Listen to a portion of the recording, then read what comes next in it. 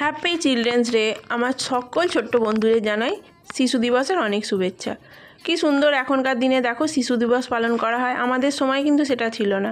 আর কত তাড়াতাড়ি সময়গুলো চলে যায়, তাই না? বড্ড মিস করি সেই যে মাঠে ঘাটে দৌড়ে বেড়ানো, লুকোচুরি খেলার নাম করে আলু চুরি করে নিয়ে আসা, জলে ঝাঁপানো, চান করতে গিয়ে উঠে না আসা। সত্যি খুব মিস করি গো। কত তাড়াতাড়ি বড় হয়ে যায়, কত তাড়াতাড়ি সময়গুলো চলে যায় আর দায়িত্বগুলো কাঁধে পড়ে যায়।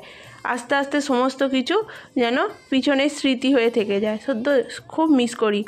এই তো দেখো না, আজকেই পড়াতে গেলাম, পড়িয়ে এসে শুনলাম রেশন দিচ্ছে। বাজার গেলাম, রেশন নিয়ে এলাম।